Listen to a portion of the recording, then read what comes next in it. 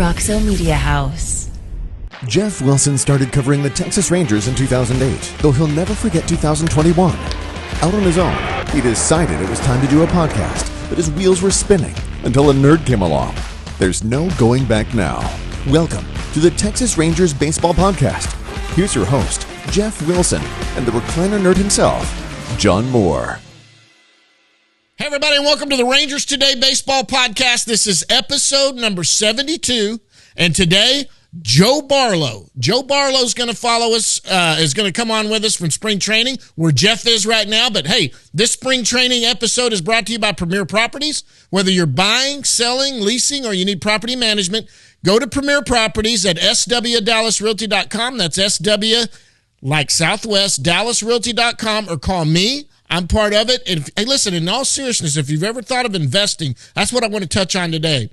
A lot of people look into investing in real estate. I have been doing that for 20 years as a realtor and helping people invest. I've got clients all over the world, not just in the United States. I've got people overseas that invest. Reach out to me. Reach out to Premier Properties. Would be happy to help you. It's free, guys. We'll sit down and talk about what your goals are, portfolio-wise. And, Jennifer Wilson's already going to try to bug me about it because Jeff's already told me that she's ready to get in to be a real estate mogul. Jeff, you look like you're wearing a jacket. I mean, is it cold? Well, I tell you what, it is cold. I have on a sweatshirt, a hoodie. I have on my heated vest. It's not on right now. I had another jacket on. Yesterday I had to borrow a jacket from the Rangers because I underpacked on the way to the ballpark. Wore my stocking cap out there today. It's really windy. It had been nice over the weekend, and then it kind of started to cool off a little bit last night. The wind kind of picked up a little bit.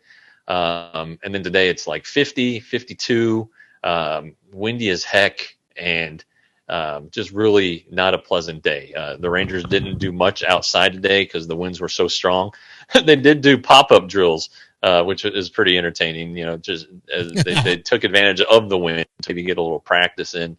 But there were no live batting practice, which is always a little disappointing because it's good for video and it's good, get guys talking about how they're feeling and all that stuff. But today was cold. Tomorrow it's going to be a little bit better. I leave tomorrow night. It looks like the weekend will be decent. But you got to get to March in Arizona. That's what I always say. You got to get to March. There's always a couple days though that are like this where they're off the field. There'll be one day once games begin, the whole area gets rained out. That's just kind of the way it goes. But I guess I need to go to work for the city of surprise and the state of Arizona. Spring training is great. Spring training here is phenomenal. So come on out. And if you can't do it this year, do it down the road. But it's just a great time. It's worth the time. Well, look, this is the first week of full workouts. So if the position players weren't there, they are there now. Now, I know a lot of them were already there last week when we were talking about it. By the way, guys, this is Wednesday. Hopefully this will be out Friday or Saturday. We could only get Joe today, so we went ahead and taped it today to get it going. But anybody show up that wasn't there last week now that you're starting to see everybody there? Yeah, everybody's here. They started showing up over the weekend. Seager and Simeon were started to show up. Simeon came in on Sunday. Most of the guys who hadn't been here arrived Sunday. It kind of builds up usually, and it's been a different spring in regards to the build up because of the Super Bowl. There generally was a shortage of hotel rooms and accommodations, and so a lot of the pitchers didn't even come until the day before workouts. So, but yeah, Monday they hit the field. The first full day of the first full squad workout is always a busy day. It's kind of a spectacle. I wrote, there's guys moving around all over the place, balls in the air. All kinds of things are happening. It's fun if you're a baseball fan. And the most important thing, of course, on day one is nobody get hurt. I mean, that's the most important thing in spring training. But it looks like they managed to do that. And there's a good vibe here. The guys seem, it's spring training, everybody's happy, but they seem pretty focused, I would say, on what they're doing. Kind of a quiet confidence. I think they know they're good. I think they saw the offseason moves, what's brought in, what the offense did last year, what another year of experience will do for the guys who are young but are coming back. Yeah, so I think there's a belief and a confidence that these guys are going to be good. Let me ask you this. You wrote about it a little bit, but tell me about Bochy, and what do you see?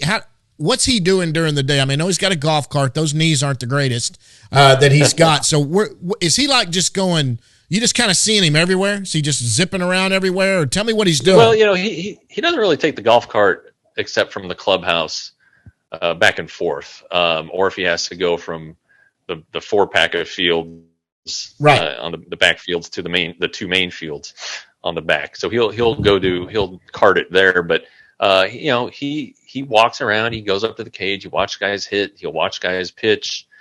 He really likes to focus in on guys. He watched Jack Leiter the other day, and our guest last week, and said that he doesn't know how you could throw the ball better than Leiter threw it.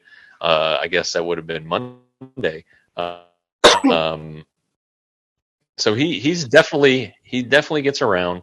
You definitely know where he is. He's just got a presence about him. But it's laid back. He's a big guy, and you would think, just looking at him, you'd think this is a big and intimidating guy, and maybe he can be big and intimidating, but he's really laid back, likes to laugh, tells funny stories. So the first impression has been really good, but his first speech to the team, I haven't heard it in full, my detail word for word, but apparently it was really good, and the young guys apparently really bought into it, and everybody just seems ready to go. Okay, let me ask you about DeGrom. Now, the whole big drama of last weekend, but he was out there throwing the other day before yesterday. Does he have a bullpen scheduled coming up? Yeah, he's going to be off the mound Thursday. When did he start throwing? Sunday. I think he threw for the first time, just a light catch. He's thrown every day since, kind of stretching it out a little bit further and further, and he feels fine. So they're going to get him off of a mound Thursday. He's probably a week. He didn't do anything for a week, so he's probably a little bit behind the rest of the guys. But I think I mentioned this last week. He threw 6 bullpen sessions before he came here, so they feel like they're not missing anything. It's not a concern, and so yeah. I mean, I'm flying out Thursday night, but I'm not flying out without seeing Jacob deGrom throw a pitch, and so I'm glad they accommodated my travel schedule with that. Well, they got with Rangers today and asked what we were doing, and make sure they. I told him the other day. I was like, "When are you going to be off the mound?" He's like, "Oh, maybe Thursday." I was like, "Well, that's the day I leave, so let's get it done." So he obviously listened. Really appreciate that. Former guest of the show. So, but he's been great. I know he did not want to get off to this start. I mean, it was terrible timing. Like, if it was next year and this had happened, nobody would have really thought about it. But it's his first day of his first camp with his new team after signing for $37 million a year. And they hold him out. So and his boss throws him out there by saying, "You know what? Just chill. I mean, you got a little tinge there. Yeah. No point hanging around." Nobody in New York chilled. Yeah, no. And so I think he's acutely aware of his standing with the Mets fan base right now. Sure. And he doesn't want to say anything bad or anything like that. And it's because he's classy. But he doesn't seem like the kind of guy that does. He just seems like a normal guy. I mean, I know he's not normal because he's the best pitcher in the world, but he's, you can talk to him, and I think he's at ease in the clubhouse because there's only 4 beat writers here, and whereas with New York, it would be a lot more than that. So I think he's going to be comfortable here, and I'm looking forward to seeing him Thursday, and I'll have videos of it on the YouTube channel. So that'll be. By the way, go follow the YouTube channel, guys. You need to go follow it. Those shorts are doing great. All the little things, and we're gonna have we'll have two cameras going here in a few weeks. We're going to be out there with two going, so those shorts are going to be good. But so everything I see, that everybody that's taking pictures of him or anything happening, he seems to have a grin on his face. He's happy. Like you said, 4 beat writers, whatever. I think honestly, just a good guy. He's here. I mean, the media is blowing up in New York over the fact that he had a little twinge there. But I'm going to tell you what, every team in Major League Baseball would love to have Jacob deGrom with a little twinge on his left side and maybe not throw in the first day of spring training. And everybody would have done the same thing. Absolutely. They would have all done the exact same thing. They would have done it with Verlander, Scherzer, with any of them. They were going to do the same thing. They'd do it with the last guy in camp. Absolutely. No, it's nonsense and BS to go out there and throw. If you're just feeling something, just rest. Good God, it's bad weather. Yeah, exactly.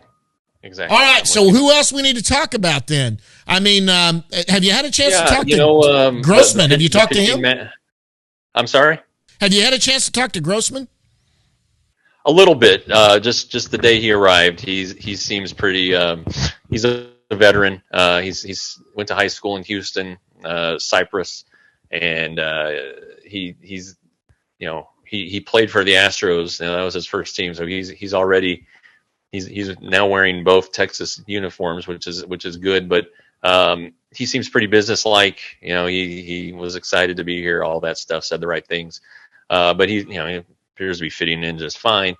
The pitching matchups, the pitching schedule for the first few games. Mike Maddox. Let me take a look at his sheet today. It's Glenn Otto is going to start the Cactus League opener Friday, and be followed by Owen White on Saturday. Nate Eovaldi and Dane Dunning will be the first two pitchers. Sunday, John Gray and Cole Reagans, who is getting rave reviews from people for his early showing in camp. And then on the 27th, which is Monday, that'll be Martin Perez and Taylor Hearn. As we know, Perez is getting ready to go to the World Baseball Classic. He leaves the 6th. Jose Leclerc will go with him. There was some closer talk with Bruce Bochy yesterday. Yeah. Joe Barlow, our guest here in a little bit, could end up in the mix there. It's looking probably like Jose Leclerc and Jonathan Hernandez would be the guy. Ian Kennedy, if Ian Kennedy makes the team as a non-roster guy. So they have some choices back there. And but yeah, this is always a fun time of year. And now that the games are going to start, things are going to happen. But don't read too much into the results the first few times these guys go out. They're still working on things, as they say. A guy may go out and throw either way only fastballs. Yep. For either way, however many pitches he gets, he may throw only fastballs, and he may get tattooed, but he's going to accomplish something there. So don't sweat don't sweat stuff like that.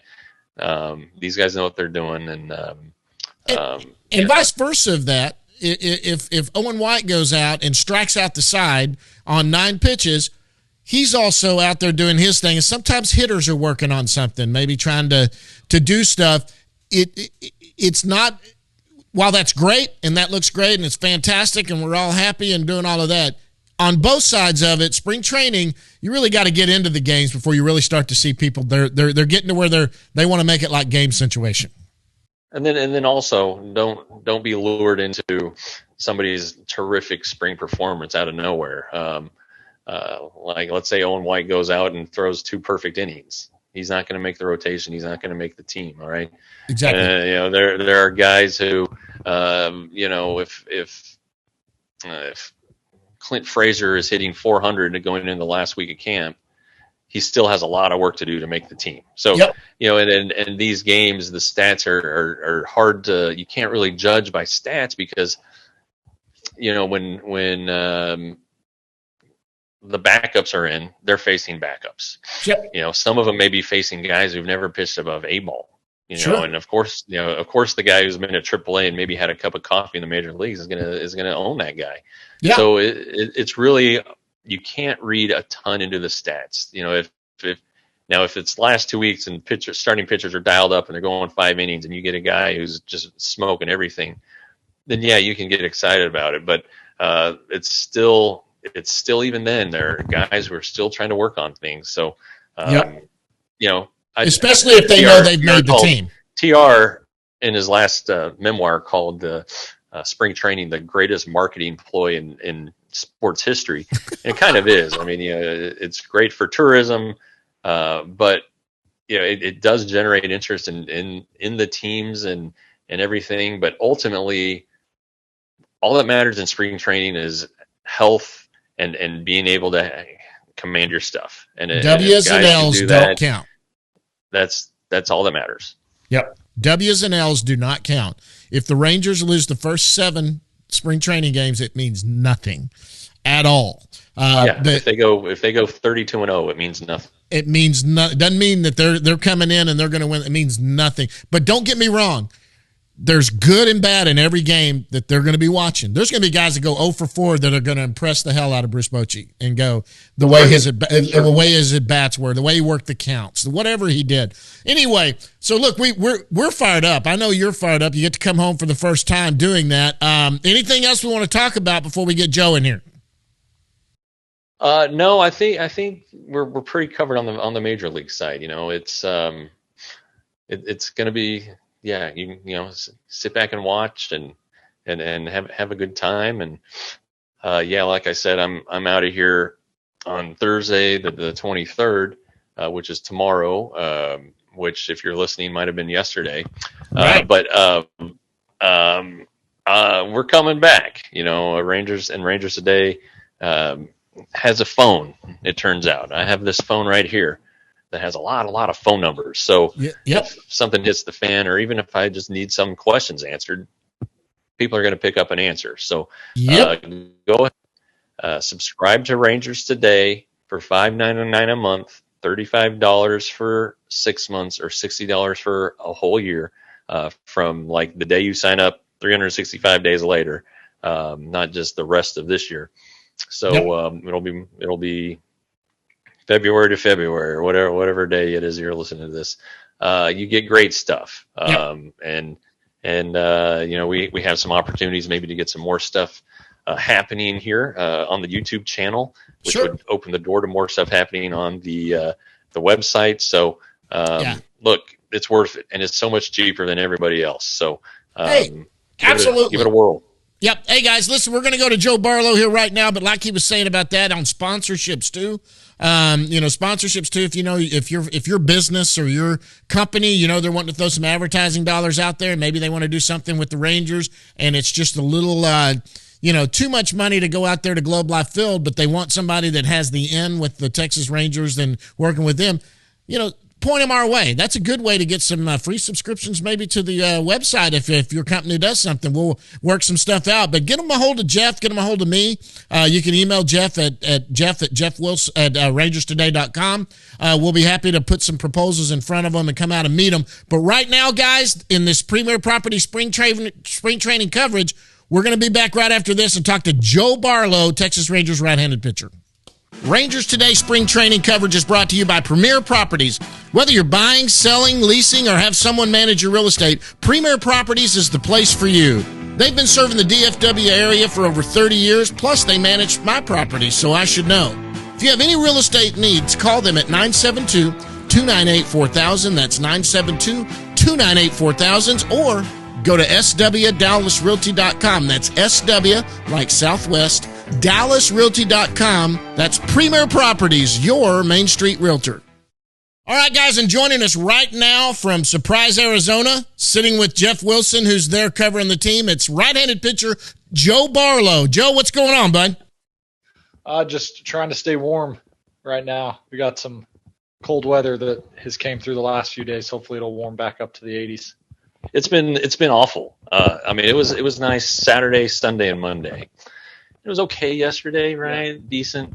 But then today, it's like tropical storm force winds, and it's chilly and it rained, and so it screwed up the whole schedule today. But Did y'all work out at all? he threw yesterday. He threw live yesterday, Yeah. so he was all good. All right. Yeah. So aside from being cold, Joe, how was camp? It's good. It's been super fun to be able to connect with some of the new guys that have signed with us, the Evaldis, the DeGrom, stuff like that. It's been a fun experience so far. Yeah, Evaldi, we talked about this the other day. Your locker, the splitter. Yeah. Is and that's he has a lot of pitches, but that's one that you're seeming to dig into his head for. Yes, sir, for sure. Almost every day I have something new to ask him about the splitter, especially throwing off the mound, and especially yesterday throwing live to hitters, just to be able to get a little more guidance on it. Stuff like that is obviously huge for somebody that's throwing a new pitch, to have somebody there that's thrown it in the big leagues as much as he has, and as good as it is.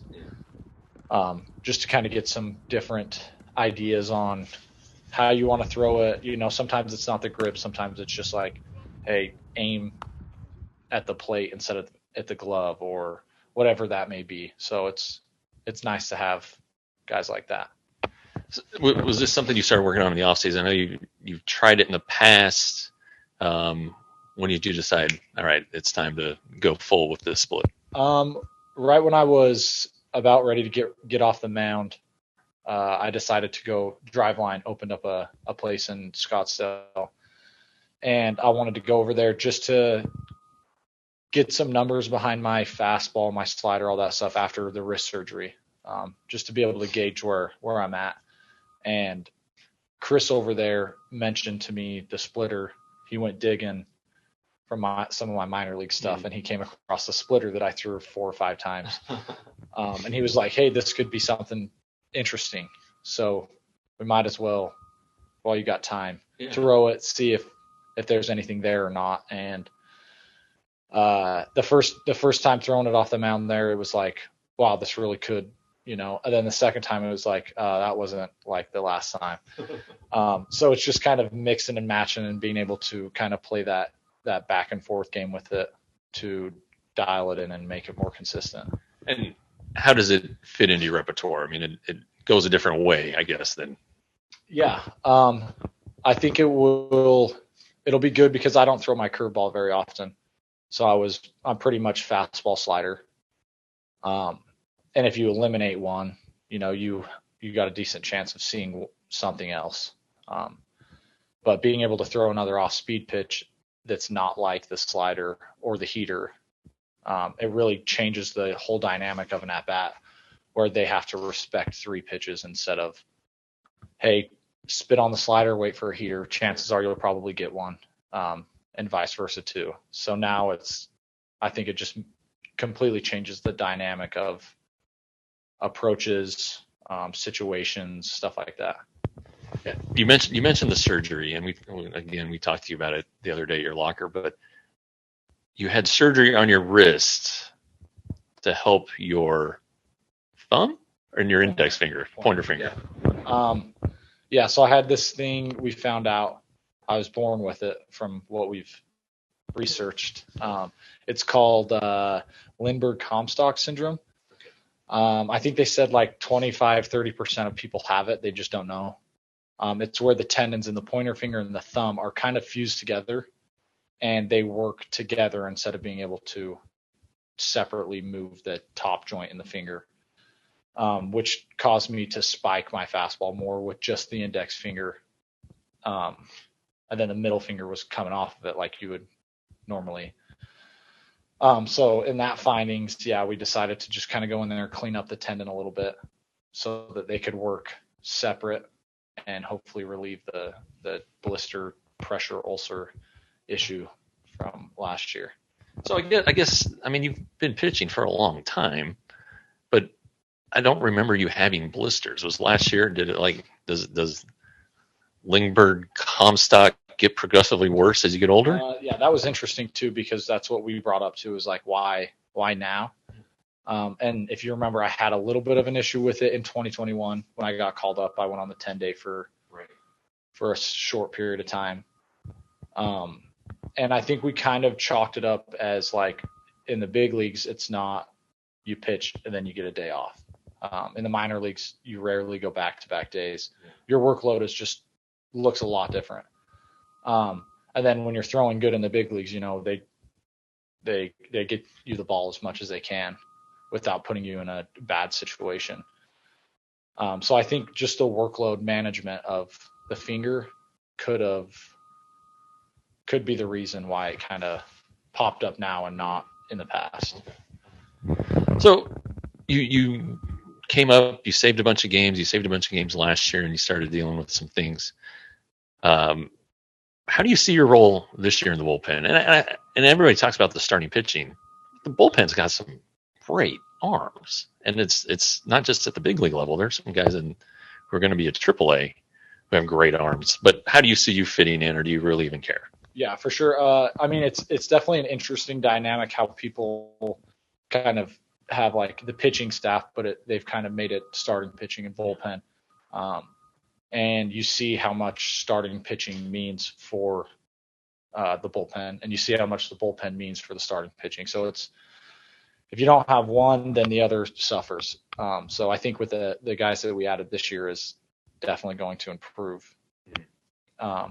But going into this year, I'm not really setting any expectations of like what innings I'm going to throw or how I'll be used. I'm just going to try to come in healthy, be able to avoid that finger issue that I've had to deal with the last 2 years. And I just trust the staff with making those decisions. I think it gets really distracting when you try to worry about those things that you don't really have a say in. So I just try to leave that to the coaches because I don't want to be the coach, So, but I trust that they'll have my best intentions in mind and hopefully win a lot of games. How is the new pitching coach? He's old to us. Previous guests on our show. How have you interacted so far with Mike? And then he brought along a Hall of Fame brother too. Yeah, it's fun. You can sense the sense of seriousness in situations, with the fundamental stuff, PFPs and stuff like that. But they keep it light and fun a lot. Like we end every pitching meeting with a joke. Somebody comes up and tells a joke. So, it's fun, but it's also, we got a job to do. And if we can't do that, then you got to tone back the fun, I guess you'd say. But when everything's going smooth, you can feel how fun things are. So it's a great dynamic, I think. Yeah. The thing that, he has been in the postseason so much. And then you have the manager who's, had great starting staffs, but also could manipulate the bullpen. It just seems like it's exciting, but a great recipe for a team, but also to be a part of. Yeah. I would imagine coaching, obviously I haven't coached, but I would imagine coaching is similar to playing, like you get a save, your first save opportunity. Things are pretty quick. The heartbeat's speeding up. And I would imagine the same thing as being the manager or the pitching coach when it's your first time in the playoffs and your starter's doing good, but he's got 2 base runners, and now you gotta start playing the bullpen game. But as you progress and you close more games or you get more opportunity in situations, it gets more comfortable, and then you can really just kind of trust your practice and your preparation. And I would imagine that's how it would be with coaching as well, that they can trust that they got the numbers or the information they need to confidently make the decision for whether it's a bullpen change or whatever it may be. I think having that time being in World Series, being a pitching coach in the playoffs really plays out. Sure. Right now, we're looking out at the field. We're in a radio booth this week, not the suite that we were in last week, and so it appears that they are working on the pitch clock for games start Friday. Right. Looks like they're getting ready to getting the pitch clock all fired up. What do you think of the pitch clock? I mean, you rehabbed last year, but you didn't. MLB players were exempt from it, if I'm not mistaken. But Right. has it been on your mind this spring? Yeah, for sure. I mean, you have to whether we like it or not, it's there. I have my thoughts about it. Speeding up the game and stuff like that. Yeah, sure. I think it would help. I think alongside a lot of the other guys, the ball or strike thing is just, it's interesting. You don't really know what to expect, especially like you're in a wild card game or you're one game out of the playoffs on game 162 and you're thrown in the ninth inning. You got to make sure you're on the same page. You got to make sure that the pitch you throw is the correct pitch. And so I just hope a game never comes down to a shot clock violation. It's going to. Oh yeah, it will. I think they could have done. That's a great term. Shot clock violation. There were some other ideas you could come up with. Like I thought, hey, if we have a certain amount of mound visits, if you have a shot clock violation, you lose a mound visit. And then it give and take on speeding up the game.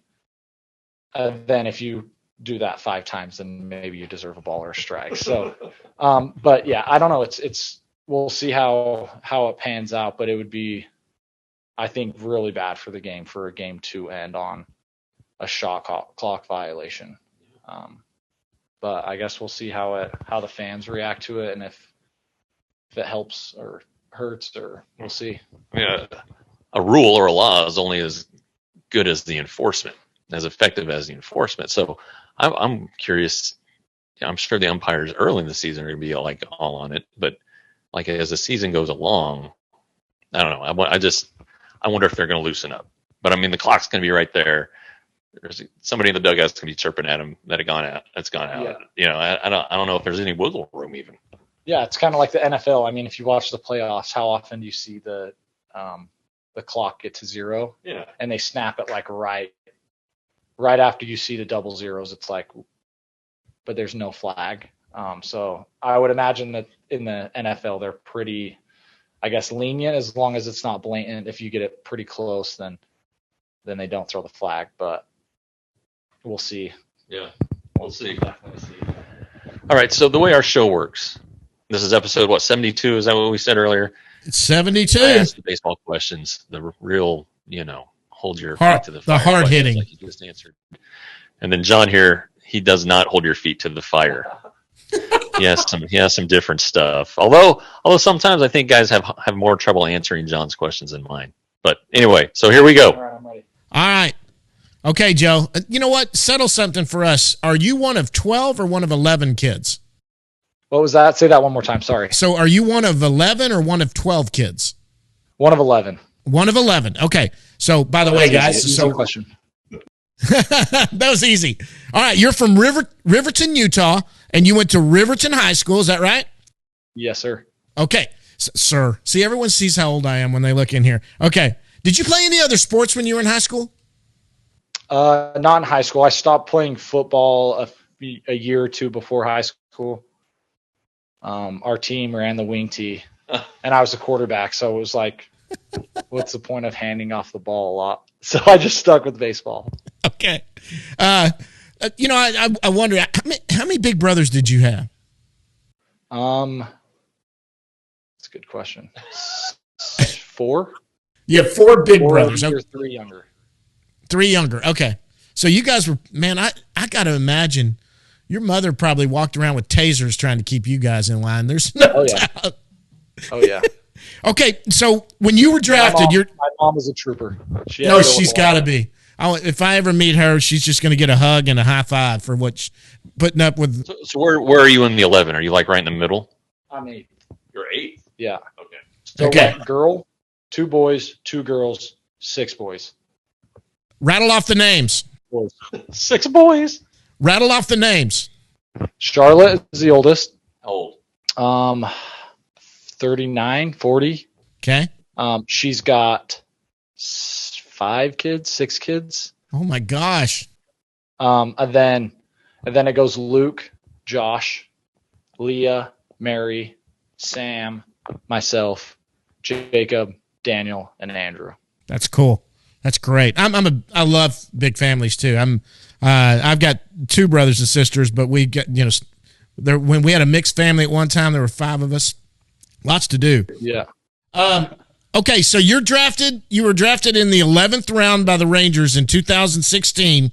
So you weren't obviously in New York like a lot of people are. Where were you when you got drafted, and how did you find out? So I was in Riverton, Utah at my parents' house. During the draft, I got a lot of scouts telling me that I could go to top 10. So I had the expectations of going top 10. And there's not very many guys from Utah that are drafted, so it's really hard to connect with how it works. And so we were just kind of winging it. And then after the 10th round, not being drafted on that day, everybody was over at the house. It was pretty disappointing. But then right when the draft ended, the Rangers called. Josh Simpson called and was like, "Hey, we're gonna try to get you early tomorrow." And I'm like, "Sure you are." Yeah. Okay. We didn't want to get the hopes up again, but yeah. Okay, so college, you went to Salt Lake Community College. Did you have any other offers coming out of high school? Yeah, I had some walk-on offers. I got an offer from BYU to be a catcher. Then the University of Utah offered me a preferred walk-on to come over and convert to a pitcher. And I was like, I'm not a pitcher. I'm a catcher. And then when Salt Lake Community College called, my best friend that I grew up playing with since I was 5 years old, he was committed there. And at that point, I was like, it wouldn't make much sense for me to go to a Division I school where I probably won't play for the first year or two. So I thought it was a good idea to go to the junior college.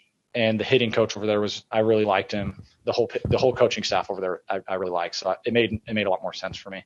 So how did you switch to, when was the transition? Because I know you kind of like even your last year. Yeah, so in my senior year, I actually threw 10 innings or so. Just, how high school is. Yeah. And then my freshman year at college, I caught the whole time. And then going into my sophomore year, I made a joke to our manager, and I was like, "Hey, you should give me an inning and let me pitch an inning." And at the time, he was like, "No chance. We have you and one other catcher." And in junior college, you play doubleheaders a lot, so it's like you lose one catcher and you got a guy catching 4 games in 2 days. Right. So he was like, "Absolutely not." And at the time, I wasn't hitting. I hit 205. I was really good at hitting during BP. I'd put on a show, but during the game, I didn't stand a chance. So then my sophomore year rolls around, and I kept hounding my coach, and he said, "I'll give you the last inning of the last fall game." And if I remember right, it was against BYU. It was either BYU or Utah Valley. And sure enough, he's like, "All right, you got the last inning." And I warmed up in the bullpen, came in, and I was throwing anywhere from 93 to 95. And what our pitching coach was, he played for the Salt Lake Bees forever. His name was Jeremy Berg, in AAA with the Salt Lake Bees. And he loved Utah, so he stayed. And he was helping coach, and he came up to me, he's like, "Hey, if you do that 1 or 2 more times in spring, you might get yourself a free agent sign or maybe even get drafted." And so I was like, "Oh, okay, all right, I like the sound of that." Yeah. So then going into my sophomore year this spring, I closed out 1 game against Yavapai, and I was throwing hard, and I threw it well. And then we weren't winning very many games, so my coach was never like, "Hey, we're just going to get you innings," because I was catching too. He was just kind of like, "I'm not just going to throw you out there to throw you out there." So then at that point, there were scouts were calling, and he asked me, what do you think about starting? And I was like, yeah, I'm good for it. So then I started starting, and my velo dropped, and I think it scared away some of the scouts. But the Rangers, Josh Simpson stayed by the whole ride. So I was definitely excited to be signing with the Rangers. He came and visited my family, sat down and talked with us before the draft, and we were fingers crossed the whole way, hoping that the Rangers would take me. Well, this question is one of my favorite to ask anybody that's been in the big leagues, and yours is fun because you made your major league debut in the middle of the summer. So you made your major league debut on June 24th, 2021. So my question that I love to ask for anybody that's had this experience, how did you find out you were going to be a big leaguer? Tell us that story. Yeah, so it's kind of funny. My wife now, her birthday was on the 26th. And so I was planning this birthday gift to give her.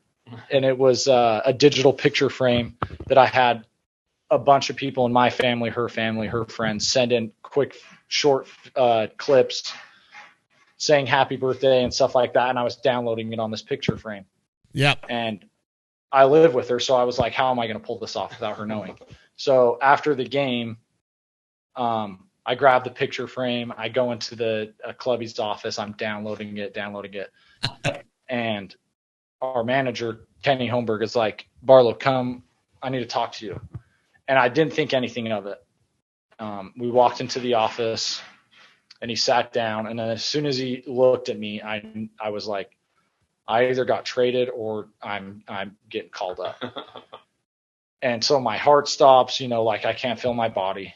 And he's like, you're going to the big leagues. And I sat there for probably 3 minutes and cried before I even said a word, especially with the 2020 year how that happened. And not being at the alt site, like it was like it meant a lot. It meant a lot, where if I was to get called up in 2020 or prior, it would have meant a lot. But the grind of 2020 and trying to get right, it just felt like it all played out. And it was a great moment. I went outside to my girlfriend at the time, now wife. And as soon as she sees me, I'm still in, gym shorts and a cutoff, and I'm crying. And she's like, what happened?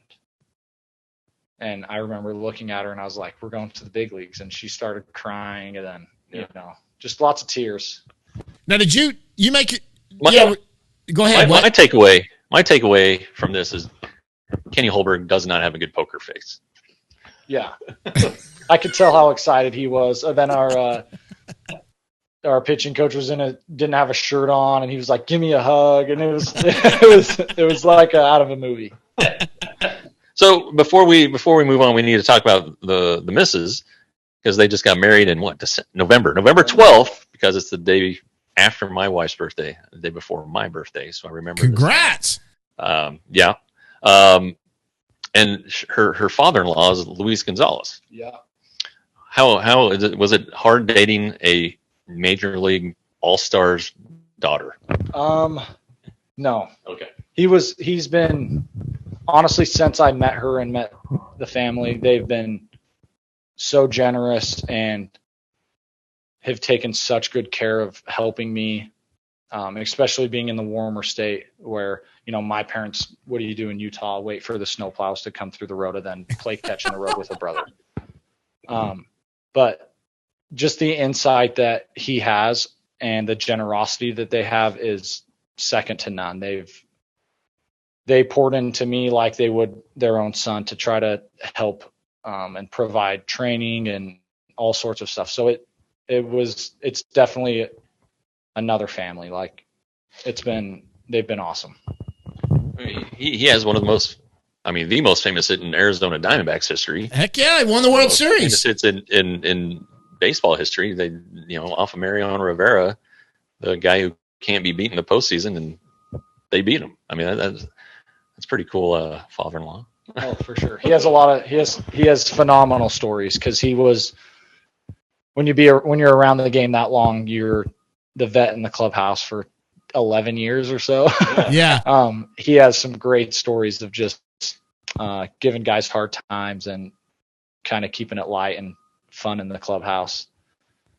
Does anybody do that here? Is there anybody who's the prankster or anything?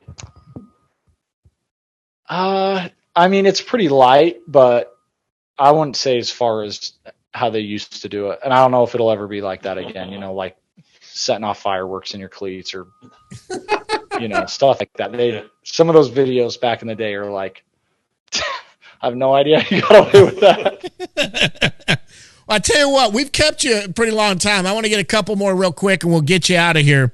First off, what do you do in your spare time? Do you play golf? Do you do what do you do in your spare time? Yeah, I like golf. I try to play golf, I guess you'd say. You can hear me? Yeah, absolutely. You're coming in great. Yeah, I golf. My wife's brother is with the Pirates, and so we're kind of on the same schedule during the off season. So we like to golf. Two of my brothers just moved here from Utah, so I get to spend time with them. And then me and Megan got a dog last year. He's a micro mini golden doodle. He's 16 pounds. His name is Bruce. We got him before we hired Bruce. So micro mini, and he's the best. He's hilarious. He keeps me and Megan on our toes and requires a lot of time that we would gladly give him. Micro mini what? Golden doodle. Golden doodle. My Instagram too. Okay. But and then I like to read, and I like to just hang out. Okay, so this last one, they're adorable. Yeah, they are. I've got golden retrievers, so the golden doodles, he doesn't have the vacuum issues I have. I've got to vacuum the house 3 times a week to keep it going. No shedding. There's no shedding on those golden doodles, which I think my wife's rethinking that, although she loves our dogs. Last one. Now, this is a fun one that's had some great answers. It's the one I asked everybody. It's what's something that nobody knows about Joe Barlow. Now, we know you're part of 11 kids, so you can't use that one, but some of our good answers that we've had are stuff like Jack Leiter can't stand peanut butter. That's one. I don't know if you've heard that story. He can't stand peanut butter. Davis Wenzel had the end of his finger chopped off when he was 5 years old.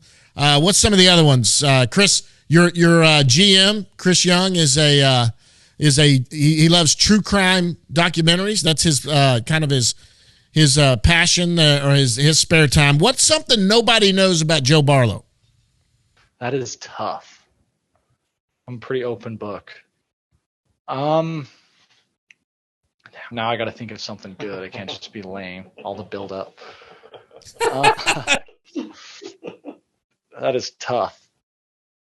I've never broke a bone. My wrist surgery was my first surgery, other than my wisdom teeth, which don't count. That right on the spot. Oh man. You know, not breaking a bone. Playing sports and not breaking a bone. You and I are in the same boat. I played football and baseball my whole life. Never broke a bone except for fingers as a wide receiver, but I never broke a big bone or anything like that. So that's one. Give you a second though. Is there anything bigger than that?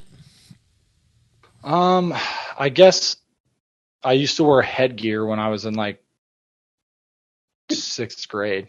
The braces? I never wore that to school.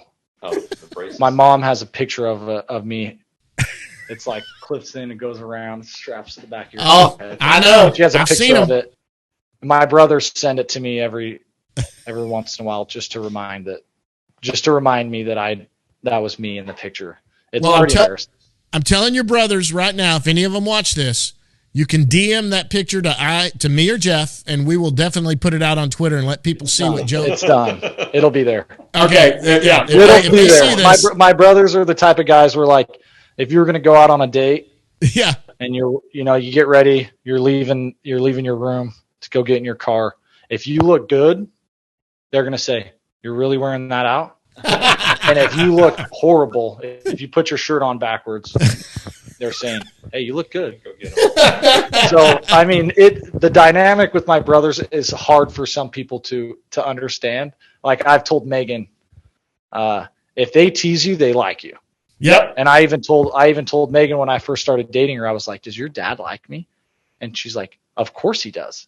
He's like, very nice to you. And I'm like, I know, but it's just, I feel the love when you tease me, because if you're comfortable teasing me, then, if you don't like somebody, you just ignore them. So, but that's definitely comes from having brothers and people that were always teasing you. That's it. So you guys know, you big brothers, little brothers, get that picture to me or Jeff. We'll make sure it gets out there, because we're going to give Joe a little fun here. We're going to actually give it to him. Now, Jeff, you got anything else before we get Joe out of here? Nothing else. It's time for Joe to go and do something else. Go see that micro mini. Yeah. Absolutely. Well, listen, Joe, thanks so much for stopping down. I know it's a busy off season, spring training and all of that, but we really appreciate you taking time to come in here and have some fun with us. Yeah, anytime. I enjoy doing this stuff. So anytime. Watch out. All right, thanks a lot. That's Joe Barlow, right-handed pitcher for the Texas Rangers. Thanks, Joe.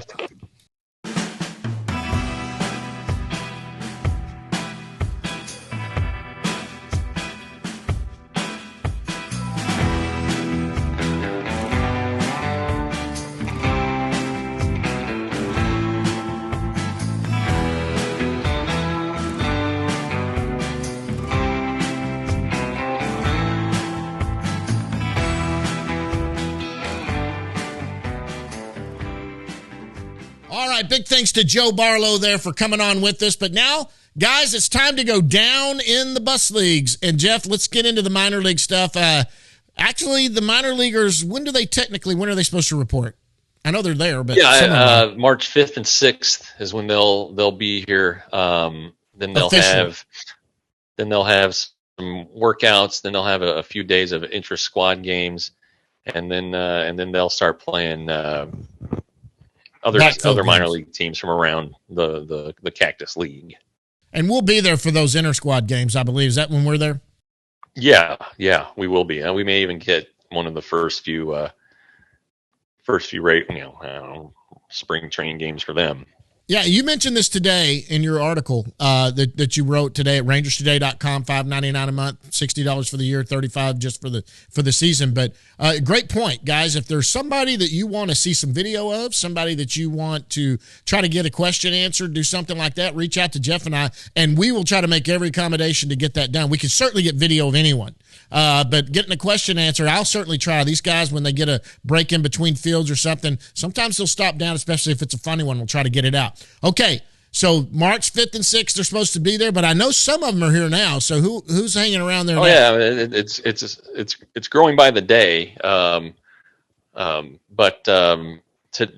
Yesterday I ran into our buddy Brock Porter, Cool. and talked to him. I missed his bullpen session though. I was down shooting, video of Corey Seager batting or something ridiculous, and I really wanted to see that. But he's here. He said he's been here 5 or 6 weeks, which takes you all the way back basically to the start of the year. Josh Stephen, the kid from South Grand Prairie High, Right. He's here. Mitch Brad is here, of course, because he's going to pitch for Team Canada. There are a lot of guys. Dane Acker. Today, when I was walking in from the backfields, I ran into the group of the young Dominican stars, Glider Figueroa, Anthony Gutierrez, Daniel Cueva. They were taking batting practice. So I shot some video of them, said hello to them. They actually remembered who I am. So that was encouraging. Still a big language barrier there, but we could at least say hello. So yeah, there are guys all over the place. And the way that this typically works, minor league camp will start. I think minor league opening day this year is April 1st. So it's the day after the Rangers open the season. But they'll come in built up. They're building up now. The guys who are in major league camp, the non-roster invitees, or even guys who are on the 40-man roster who are probably not going to make the team, they'll eventually get reassigned. If they're not on the 40-man, technically they get reassigned to minor league camp. If Right. they are on the 40-man, they get optioned to minor league camp. That'll probably start happening right around the time that minor league games start. So probably right about the time we're here. We get here on the 8th, John, and the Rangers play a road game that day in Scottsdale. So I don't know if we're going to want to go to Scottsdale or not, but we'll see. But anyway, the next day is a Rangers off day. Right. And the minor leaguers will have their workouts and such. But everybody in minor league camp will be off. But off days in minor league camp or in major league camp are usually where they sit down and meet and decide, do we need to start getting these guys on their routine for the minor leagues?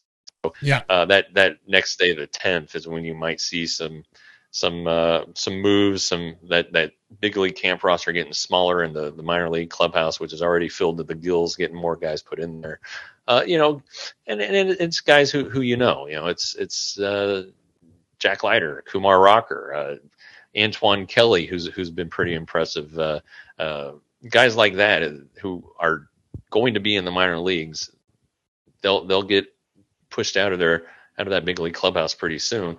Nothing that they did wrong, just kind of you run out of innings as the starters in Cactus League games. The major league pitchers who need innings, they get the priority on the innings. And so for the minor league guys to pitch, they either have to pitch in minor league games or B games, and that's just the reality of it. They didn't do anything wrong. It's just time. So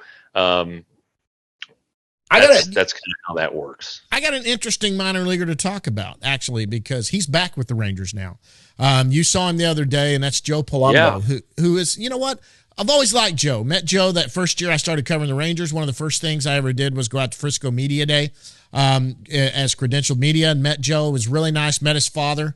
Really great family. He was off with the Giants. He's just had some very bad luck, but that is a guy who was ranked higher than Brock Burke as a left-handed pitcher. The spin rate on his fastball was crazy. He's back, and that might be somebody. Look, he's not going to be in big league camp. He's down in minor league camp.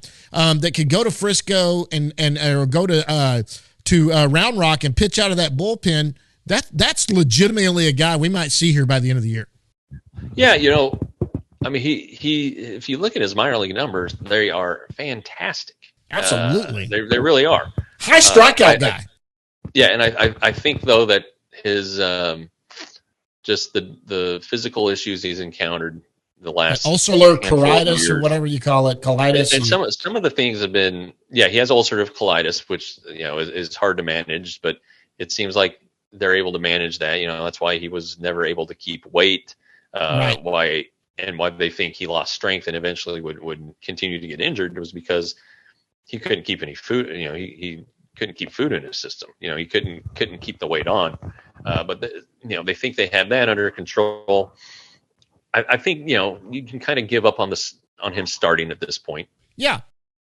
And we've all seen how these former starters, their stuff plays up really well as relievers.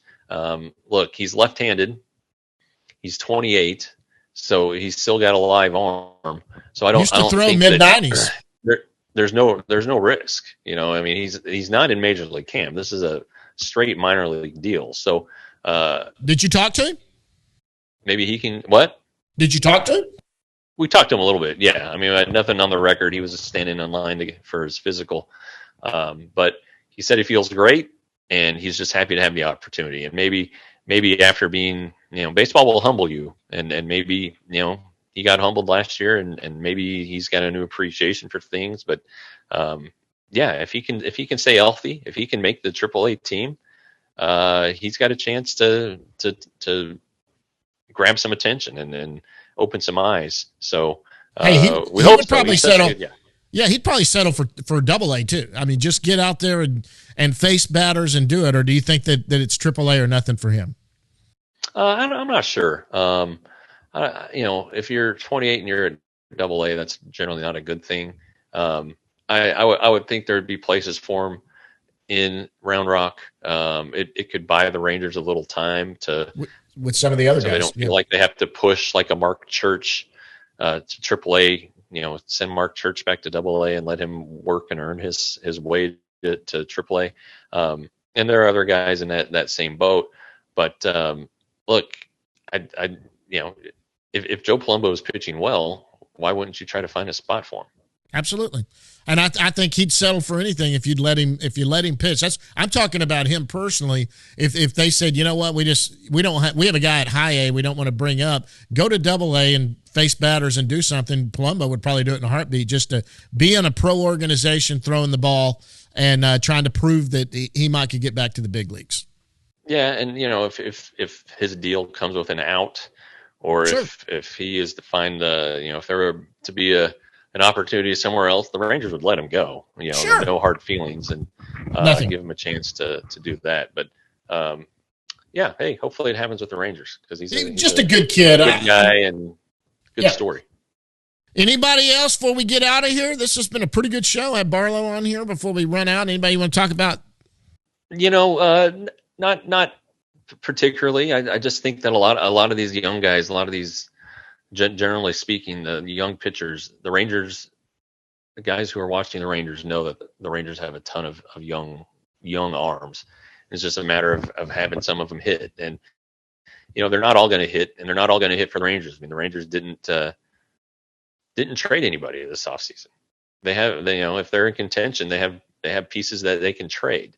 Sure. It may be guys that you want to see pitch for the Rangers in the future, but that's just the way baseball works. There's two kinds of currency. There's money and there's prospects. And but they're really good. Like, I asked Nate Eovaldi, who are some of the young guys who caught your attention? I said, who are three young guys? He goes, 3. That's going to be too hard.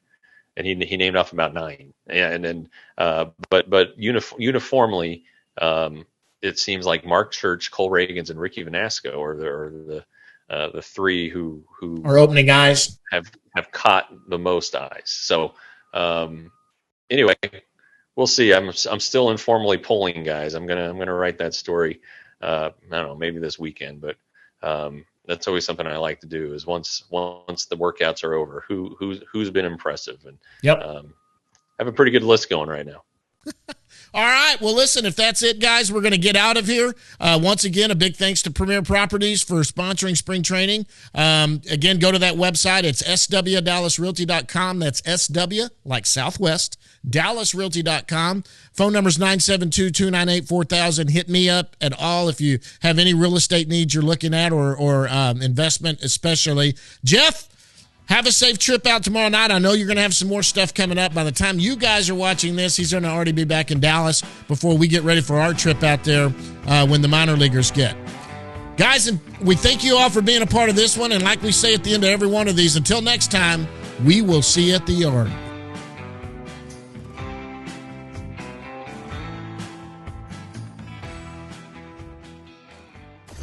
Roxo Media House.